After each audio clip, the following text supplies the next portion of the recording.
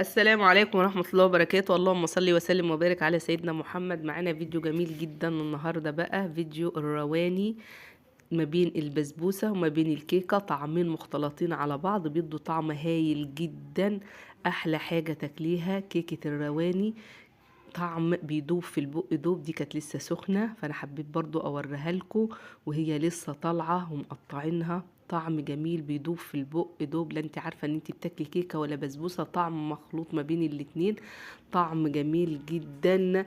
احلى حاجة تاكليها الرواني، طريقته سهلة، طريقته سريعة، غير مكلف خالص، مكونات كلها من البيت، ما بتشتريش الا سميد البسبوسه بس، حاجات بسيطه جدا.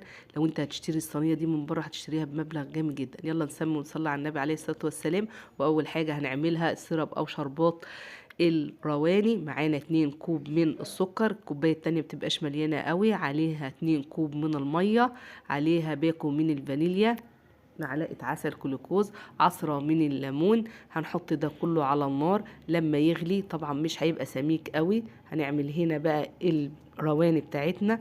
معانا 3 أكواب من سميد البسبوسة، عليهم كوب من الدقيق العادي، عليهم معلقتين من النشا الذرة، بيكو من البيكنج باودر. هنخلط كل المكونات الجافة مع بعضها، وهنحط عليهم معلقتين من جوز الهند. دي كل المكونات الجافة هنحطها على بعضها، ونقلب كل المكونات الجافة ونركنها، ونشوف المواد السائلة هنعملها ازاي. كيكة الرواني سهلة، كيكة بسيطة، لا بتحتاج خلاط، لا بتحتاج مضرب كهربائي، ولا بتحتاج اي حاجة. تعمليها بايديكي ب10 ثواني بس ممكن تخلصيها وتاكلي احلى رواني في الدنيا. معانا 4 عدد بيض، باكو من الفانيليا او 2 باكو من الفانيليا. انا بحب احط تنج او فروتي عليها، بيعزز الطعم، بيضيع زفرة البيض، بيخلي الطعم جميل جدا. ديت نص كوبايه من السكر، بس انا عاملاه بودره عشان طبعا انا بعمل بايدي، فكل الحاجات تبقى معاكي سهله وسريعه. حطينا هنا تنج البرتقال علشان يبقى طعمه حلو قوي، بيعزز الطعم، بيخلي ريحه الرواني بتاعتك جميله جدا كانك عاملاها بالبرتقال. هنا حطينا 4 عدد بيض، معاهم نص كوبايه من السكر البودره، عليهم كوبايه من اللبن، عليهم 2 باكو من الفانيليا. هنا هنحط برضو معلقة من كوباية من السمنة على الزيت بنفس معيار الكوباية اللي احنا بنعاير بيها.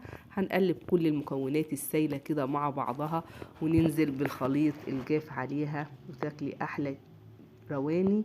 هنا خلصنا كل الحاجة اهيت، ننزل المكونات الجافة، هنقلب بقى تقليبة بسيطة كده، طبعا ما فيش عجن، تقليبة بسيطة خالص، وننزلها في الصينية بتاعتنا، بتنزل بكل سهولة.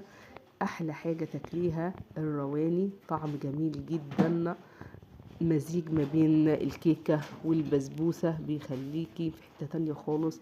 اللي اتفرج معانا على الفيديو لحد دلوقتي ما ينساش اللايك للفيديو والشير علشان يوصل لأكبر عدد من الناس. واللي أول مرة يشوفنا ويتابعنا ياريت ينورنا ويشرفنا باشتراكه في القناة، ويتك على زر الجرس الكل عشان يوصله كل إشعار بكل حاجة جديدة احنا بنعملها، ونقدر نفيد كل الناس. هننزل الخليط كله في الصينية كده زي ما انت شايفاه، ونطلع الهواء من الصينية، وندخل صينيتنا الفرن على درجة حرارة 180 علشان تطلع معاكي احلى رواني. وبعد ما تستوي بتولعي لها الشوايه من فوق. هنا بعد ما استوت وطلعت من الفرن اهيت، معانا هنا معلقتين من السمنه الزبده السايحه، وهي لسه طالعه، روحي منزلاها عليها كده، هتتشرب وتطلع معاكي، بتدي ريحه حلوه قوي للرواني، بتدي طعم جميل جدا. معلقتين السمنه الزبده دول بيفرقوا جدا في الرواني، بيخلوا طعمها جامد جدا، طعم جميل، طعم لذيذ قوي، ريحتها بتبقى جميله قوي. وبعد كده بتنزلي عليها الشربات بتاعك، وتسقيها لحد ما تكتفي بالكمية الشربات اللي هي محتاجاها، وننزل عليها حبة من جوز الهند علشان نعزز طعمها ونخلي الشكل احلى والطعم أحلى. خلصنا كده بقى وسقينا الرواني بتاعنا، هنغطيها ونسيبها لما تضطر خالص. انا حطاها في صينيه حجمها كبير، لان ما بحبش السمك بتاع الرواني بيبقى عالي قوي، بحب ان هي تكون حجمها متوسط، بتبقى طعمها احلى من ان هي تكون حجمها كبير.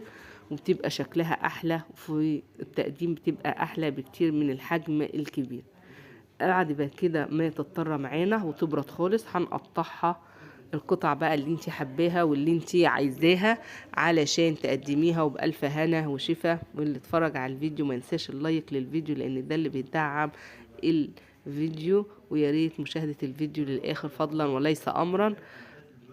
وبنشكر كل الناس اللي متابعينا في القناة، شكرا جزيلا على كل حاجة حلوة انتوا بتعملوها والتعليقات الجميلة اللي انتوا بتقدموها لنا، وكل الكلام الحلو اللي بيقوينا ويدعمنا كمان وكمان. كده بقى خلاص قطعناها اهوت، هنقدمها في هنشيلها من الصينية بتاعتنا ونقدمها في الأطباق بألف هنا وشفا. شوفي بقى الحجم بتاعها صغير مش كبير، بتبقى طعمها احلى جدا من لما تعمليها في صينيه صغيره وتدي معاكي ارتفاع اعلى. لا دي طعمها احلى بكتير، كل ما يكون سمكها اقل كل ما بتدي طعمه حلوه قوي للرواني. يلا قومي بقى جربي الوصفه ديت واكتبي لي في التعليق الوصفه طعمها حلو ولا لا لما تعمليها وتجربيها بنفس الطريقه دي وبنفس المكونات السهلة البسيطة. كل حاجة بتعمليها بإيديك من غير خلاط، من غير مضرب كهربائي. حاجات سهلة وحاجات بسيطة بتعملي أحلى حاجة ببيتك، وربنا يحسن ما بين إيديكم. وشكرا لكل الدعم اللي بنشوفه منكم في القناة، وبشكر كل أحبابي وأصدقائي على القناة. هنا الوصفة بتاعتنا سهلة وبسيطة، ياريت تجربوها وما تنسوش اللايك والشير للفيديو. بصي شكلها عامل ازاي، صدقوني الرواني دي طعمها جميل جدا، طعم بيخلط ما بين الكيكة والبسبوسة. ما تنسوش اللايك للفيديو، والسلام عليكم ورحمة الله وبركاته.